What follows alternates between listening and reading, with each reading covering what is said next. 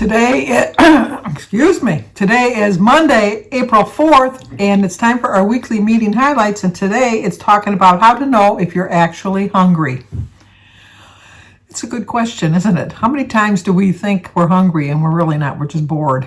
I know I had a weekend of that. But anyway, we start with how I did. Always show you how I did each week. My new goal now is just to have a loss, any kind of a loss. Last week, I think I had a 0.6 loss. I was very happy with it. But let's see how I did this week.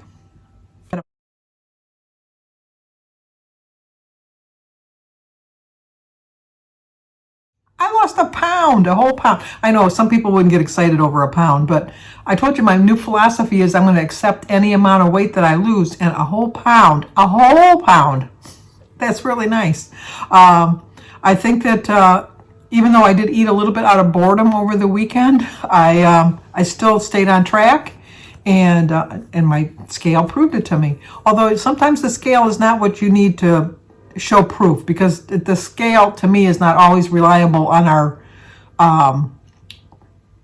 progress of how we're doing, because sometimes the scale just doesn't agree with how well we did. And then some weeks you can go really off the rails and go crazy eating and you have a loss and you think, look, I ate whatever I wanted and I still lost weight. But last week I didn't eat what I wanted and I didn't lose any weight. Well, your body sometimes takes a while to catch up. So you have to realize that if you know you're doing the right thing, wait, and the scale will sooner or later reflect it. And it did for me for the whole pound. Anyway, this week they're talking about how to know if you actually are hungry. You're heading to the kitchen, but you're not sure why. I know. I've had days that, like especially this weekend, like I've sat here and I thought, am I hungry or am I just bored? And then if I really think it's just because I'm bored, I go into the kitchen and just get some water. Because a lot of times, it's not that you're hungry, it's just that you're thirsty. Pause and ask yourself these 3 questions so you'll know what to do next. Number 1 is, how do you feel physically? Do you feel like my stomach really hurts? I think I'm really, really hungry. Or do you just think, I'm pretty much okay. I just want to eat because I'm bored. I think that most times we really just eat because we're bored. I don't know how many times. I think if you're going to have a colonoscopy, I'll put it this way. If you're going to have a colonoscopy and you have to go a whole day without eating, you know what true hunger is. You really do. A lot of times it's just verbal, like visual cues. A lot of times, I go to bed like at 2 because I'll look at the clock and it says, oh, it's 2 o'clock, you better go to bed. Maybe I wasn't really tired at 2. I know most people would be, but maybe I wasn't tired. How many of us have said, well, I just got up, I have to eat breakfast. I just woke up, it's time to eat breakfast. Or it's noon, it's time to eat lunch or dinner. It's time to eat dinner. I really wonder what our world would be like if we didn't have a clock dictating when we're supposed to do things. Because I think if we just paid attention to our body cues, we'd have a lot more success. I really do believe that. And as I say this, I don't really follow that, so I know practice what you preach. And I really do think that we should listen to our body cues more than the clock, because I think a lot of us, myself included, look at the clock and figure, well, I better eat something because it's that time, when I'm really not that hungry. And number 2 is ask yourself, what do you want to eat right now? Give me anything, but make it quick. Or I know exactly what I'm grabbing for in the fridge. I have had moments where just give it to me. I'm hungry. Give me something quick. I want something quick. How many of us, when we're driving, will stop by a fast food restaurant and just pick up something, or go by Tim Hortons or Dunkin' Donuts or, any of those donut places just to pick up a donut, or, like go to a bagel shop, anything like that, just something really quick and easy. Instead of planning ahead. I have snacks all portioned out in point sizes. I'm not going to tell you that I grab them every single time, because that would be a lie. But they're there. They're available to me if I do make the choice. And a lot of times I do make that choice, but there are times when I just pass it up and go for the candy basket or something like that. I have a candy basket for my grandkids, and I have 3 cookie jars. I am not tempted by a store-bought cookie, not in the least. But when I go to my daughter's house, she always has, it seems like she always has a homemade treat of some sort. She has brownies or cupcakes or cookies or something like that. So I have to be strong. I just have to be strong. I went there the other day and she had brownies, which are one of my favorites. They're right up there with donuts. And I passed it up. I was really proud. I had a banana instead because she had a banana rack right next to the brownies. And so I made a healthy choice and chose the banana. But don't feel guilty if every once in a while you grab the unhealthy candy bar or something like that. Feel bad if that's what you always determine that you're going to reach for, that you don't even consider a healthy snack. If you're not even considering a healthy snack, then you really have to rethink if you're really on a program that you want to lose weight. But we all get those little chocolate urges. A Hershey Kiss is 2 points. Now that's kind of high for that tiny little piece of chocolate, but sometimes that little tiny piece of chocolate, just put it in your mouth and just kind of savor it, really does satisfy the chocolate urge. At least for me it does. So, be very conscious of your choices is my point. And number 3, when was the last time you ate? If you say, I can't even remember, maybe 3 to 4 hours ago, or I just finished eating. A lot of times, especially for me, especially if I eat out, in my mind I figure, well, you ate out. I think there's something in the additives that they put, the preservatives in the food that awaken the craving in your brain.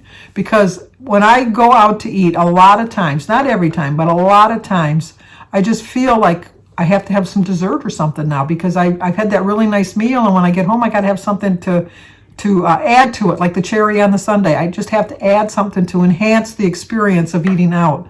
I really think in my case it's some kind of addiction that I have to the preservatives or something. I don't know. But so many of us do that. And like I said, if we didn't have a clock telling us what time it was time to eat, would we really eat? I really think that if we just listen to our body cues, and I'm really trying really hard to do that. I really am. I'll be right back. Okay, I'm back. So anyway, it says if you answered mostly A's, you're feeling like internal hunger. So let's go back over to really determine what internal hunger is. Is my stomach is growling and my head hurts. Give me anything quick. And I can't even remember, maybe 3 to 4 hours ago. That means you're likely feeling internal hunger. But if you all answered under B, you're all good. You know exactly what you're grabbing for in the fridge. And I'm fine. I just finished eating. You answered mostly B's. You're feeling like external hunger, which makes sense. Internal hunger is like utility bills. You have to pay every month to keep the lights on and the water running, just like you need to keep fuel in your body with food every day. External hunger is all the extras. Getting your nails done after work, stopping for coffee before work isn't a necessity, but sometimes it's what you want to do, or sometimes it's something you really need. The same thing goes for external hungry. You may not have felt hungry before walking by a bakery, but the scent of fresh croissants, boredom, or another emotion could have flipped a metaphorical switch, which is so true. I just associate when I go grocery shopping, going through the bakery department, the smell of the donuts to purchase a donut. Whether I'm hungry or not. The last few times I've gone shopping, I've passed that up and I've been very proud of myself. Sometimes I think, what's a donut going to hurt? But then on other times I think, why am I such a prisoner to that donut? And so I think in those times is when I have the strength to walk right past them. And I need to do that a little bit more often. Now, we're not saying you should only respond to eternal hunger cues. It's totally okay to have a slice of pie just because it's sitting in the fridge, or stress eating handfuls of popcorn during a scary movie. But you need to recognize the difference between internal and external hungry, because that'll help you to make informed decisions on your choices and what you want to eat, how much you want to eat it, when you want to eat it, and more importantly, where you want to eat it. If you are making a plate and you sit down and you're consciously aware of what you're eating, like sitting at a table, not watching TV, not watching YouTube, not watching anything, just sitting and concentrating on your food, your brain will associate your eating with satisfying yourself too. But if you're just mindlessly eating, like when you're watching a movie and you're eating out of a bowl of popcorn, you don't really realize, especially like chips and things, I portion out my chips and pretzels into little snack bags, because how easy is it just to open up a bag of Cheetos and just say, well, I can get 21 Cheetos for 5 points. I'll just eat 21. And you start counting them at the beginning. But then by the time you get to number 10, you think I think I'm done counting. And who's to know how many you actually truly ate which was probably more than the 5 points. And then you might even put it in your tracker that you ate 5 points, because I know I only ate about 21 of them, when probably in actuality you probably ate 2 servings and just didn't really realize it. The recipe this week is for a 2-pea ravioli. I am not a fan of peas, so I don't think I'll be trying this. No, I shouldn't say don't think. I know I will not be trying this. But the other ingredients are pretty nice. The frozen cheese ravioli, some uncooked sugar snap peas, frozen green peas, lemon zest, fresh lemon juice, virgin oil, kosher salt, and black pepper. Now, I could eat this without the peas. I really could. But I'm not going to save that many points, because the points only add up to 2 points. So it's not really that much. And on my plan, this tells me it's an 8-point ravioli. So how many raviolis do you get, does it say? 1 1/4 cups. I wish they would give you like, instead of just always telling you like 1 1/2 cups or 1 1/4 cups, and I know that there's a way you can do it. I just don't, I'll be honest, I just don't take the time to do it. But they're doing all this trouble to show you the recipe. Why can't they show you how much it is in ounces and grams? Because a lot of times, just because it says 1 1/2 cups, if you measured it out into ounces, you might get a little bit more than trying to measure it out into a measuring cup, and it'd be a little bit more accurate. I find that if you measure on a scale rather than cup sizes, but do grams, it's a lot more accurate. But who am I? I just think that what do you call it? That Weight Watchers needs to get a little bit more on track with a lot of the things that they're doing. I don't find the personal points plan, I feel that a lot of people are having difficulties with. I'm not a big fan of it. I did better on the blue plan, but maybe all of this relates to if I'm eating when I'm actually hungry. That might make the difference, obviously. So we'll see how that works. But I weighed 237 this morning. I lost 1 pound. So my total is 67.2 pounds, working my way back up to the 70 pounds. And I have at the end of the video, I have the recipe. If you want to check it out, if you make it, let me know how you like it. So I'm just kind of curious. If I make it, obviously I'll make it without the peas. So that's about it. So, but if you're new to my channel, please subscribe, leave a comment, hit the like button, and share if you think somebody may like to see it. As always, stay safe, and I will talk to you guys tomorrow. No, I won't. I always say that because that's how I end my daily vlog. If you're not watching my daily vlog, why? Anyway, thank you for watching, and I will see you here next week, if not on my daily vlog. How's that sound? That sounds better.